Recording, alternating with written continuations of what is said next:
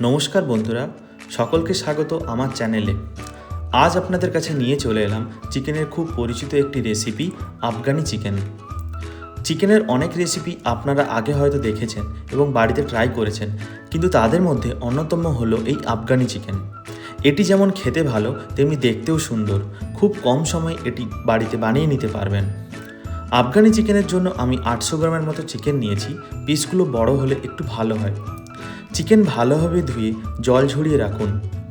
এবার ম্যারিনেশনের জন্য পরিমাণ মতো নুন, হাফ চামচ গোলমরিচ গুঁড়ো, 3 থেকে 4 চামচ আদা রসুনের পেস্ট এবং অর্ধেক লেবুর রস যোগ করে ভালোভাবে এটিকে মিশিয়ে ফেলুন এবং 30 মিনিটের জন্য এটিকে ফ্রিজে রেখে দিন।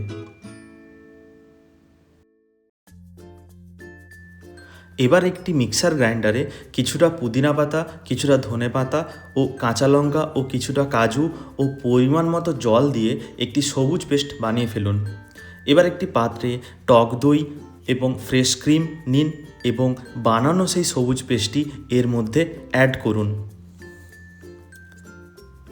এটির মধ্যে পরিমাণ মতো নুন ও কিছুটা গরম মশলা ও কিছুটা কসুরি মেথি যা হাত দিয়ে গুঁড়ো করে যোগ করুন এবং ভালো করে এটিকে মিশিয়ে ফেলুন।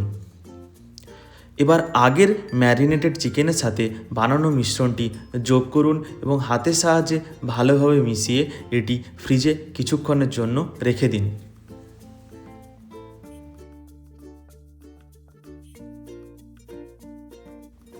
এবার কড়াইতে তেল গরম করতে দিন। এই রান্নার জন্য রিফাইন তেল ব্যবহার করুন। তেল গরম হলে ম্যারিনেটেড চিকেনগুলো একে একে দিন।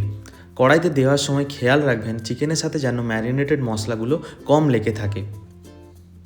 চিকেনগুলো মিডিয়াম হাই ফ্লেমে ভালো করে ফ্রাই করে নিন। এই রকম গোল্ডেন ব্রাউন কালার এলে চিকেনগুলোকে আলাদা করে তুলে রাখুন।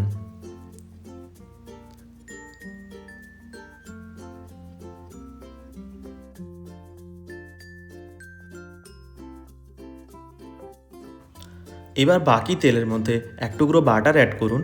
বাটার গলে গেলে তাতে কিছুটা গোটা গরম মশলা দিন এবং এটির মধ্যে চিকেন ম্যারিনেটের পেস্ট যোগ করুন। মিডিয়াম স্লো আঁচে এটিকে ভালোভাবে 10 থেকে 15 মিনিট রান্না হতে দিন। মিশ্রণটি থেকে তেল আলাদা হয়ে এলে তখন তুলে রাখা চিকেনগুলো এর মধ্যে অ্যাড করুন।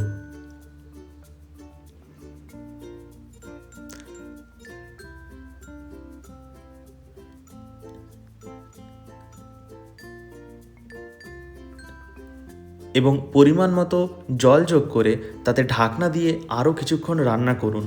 10 থেকে 15 মিনিট রান্না করার পর তৈরি হয়ে যাবে দুর্দান্ত স্বাদের আফগানি চিকেন। সত্যি দেখতে যেমন দারুণ, খেতে তেমনই ভালো। গরম গরম পরিবেশন করুন রুটি, নান কিংবা পোলাওয়ের সাথে। ভিডিওটি কেমন লাগলো একটি লাইক, কমেন্ট করুন এবং অবশ্যই শেয়ার করবেন। এবং এই রকম ভিডিও পেতে আমার চ্যানেল প্লিজ সাবস্ক্রাইব করে পাশে থাকবেন। ধন্যবাদ।